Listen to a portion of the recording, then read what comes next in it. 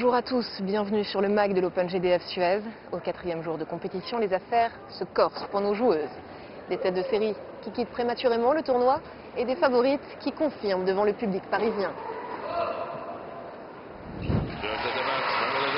Elena Dementieva, finaliste en 2009, est la première joueuse qualifiée pour les quarts de finale.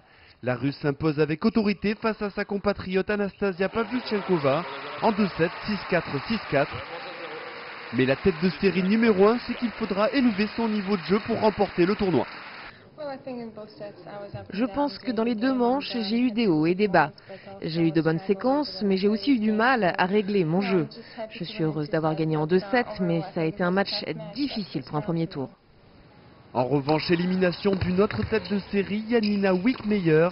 La belle chute dès le premier tour face à l'étonnante croate Petra Martic, dans un match accroché en 3-7, 6-4, 3-6, 7-5. Du côté des Françaises, Zara Vadreza sauve l'honneur. La tête de série numéro 5 s'impose en 2-7 face à la Russe Rodina, 6-4, 6-4. En difficulté dans le premier set, Rezaï a pu compter sur les bonnes paroles de son coach pour se relancer. J'étais en train de m'énerver à cause des fautes que j'avais faites. Et il est venu, il m'a un peu relâché. Et c'est important d'avoir quelqu'un qui soutient et qui sait ce qu'on pense au milieu du match. Et il est venu, il m'a un peu calmé et puis c'est reparti. Autre tête de série qualifiée, Flavia Pennetta face à la Russe Kleibanova en 2-7, 7-6, 6-1. Accrochée dans le premier set, l'Italienne a su imposer son jeu dans la deuxième manche et se qualifie pour la première fois pour les quarts de finale de l'Open GDF Suez. Elle retrouvera au prochain tour sa compatriote Tatiana Garbin, victorieuse de la Russe Vesnina en 3-7. Un tournoi prestigieux, de nombreuses animations. L'Open GDF Suez est un rendez-vous très apprécié des joueuses. Alors, pour visiter les coulisses de cet événement, qui n'est mieux qu'une des plus grandes fans de ce tournoi parisien, visite guidée avec Camille Pain. Nous voilà arrivés à Coubertin, donc ici c'est là où les transports nous déposent, comme des petites reines. Là on va descendre vers le player lounge et toute la zone joueuse, et ça va être sympa, vous allez voir.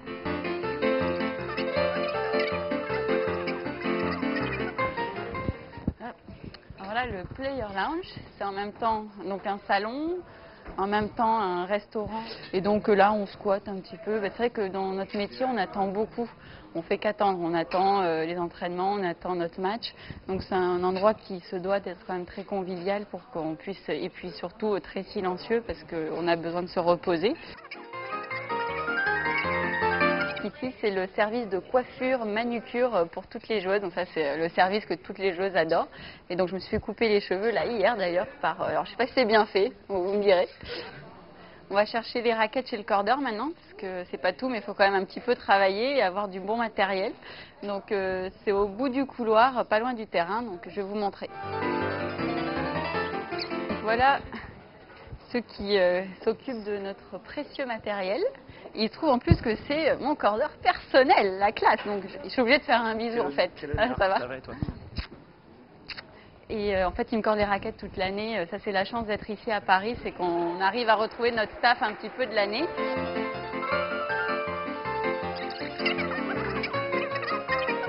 Donc ici, c'est notre couloir où on s'échauffe aussi assez régulièrement.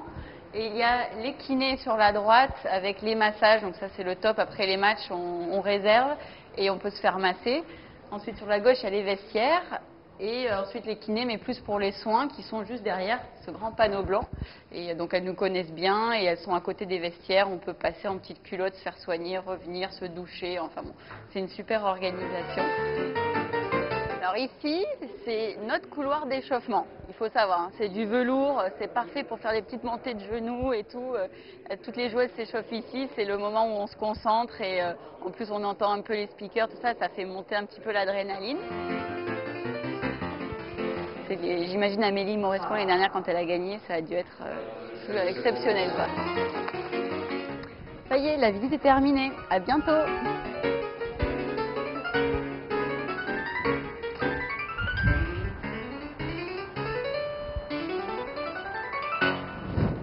L'Open GDF Suez, c'est l'occasion de présenter au public les associations que le groupe soutient. Cette année, Caméléon, qui aide les petites filles maltraitées et abusées aux Philippines, bénéficie d'un stand sur l'Open GDF Suez. 4 jeunes filles actuellement en formation à l'école du cirque sont venues nous faire une très belle prestation sur le cours central.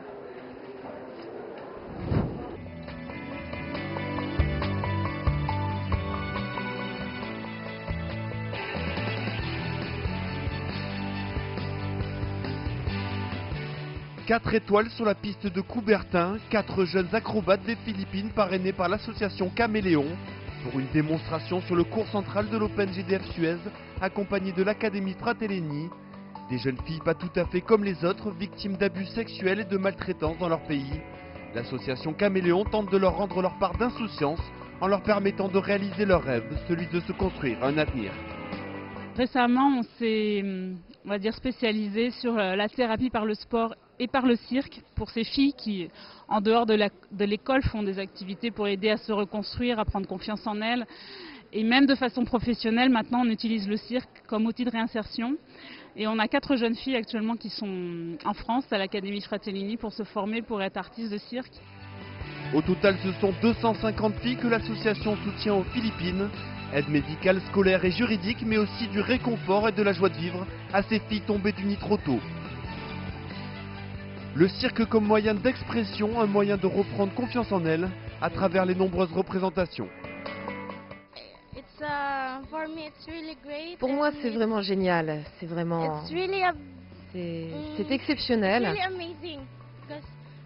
Parce qu'on peut montrer notre talent à tout le monde, c'est bien d'être accompagné par l'Académie Fratellini. Ils nous aident beaucoup. La fondation GDF Suez soutient cette association depuis maintenant 8 ans et lui ouvre ses portes cette année pour son tournoi, l'occasion de récolter des fonds, avec bien sûr le soutien des joueuses comme Aravan Rezaï, pour offrir à ces jeunes filles un nouvel avenir. C'est la fin de ce magazine. On se retrouve demain pour suivre l'Open GDF Suez côté court et côté coulisses. Je vous laisse, j'ai du travail à faire. Retrouvez l'Open GDF Suez et toutes les émotions du tennis féminin avec GDF Suez.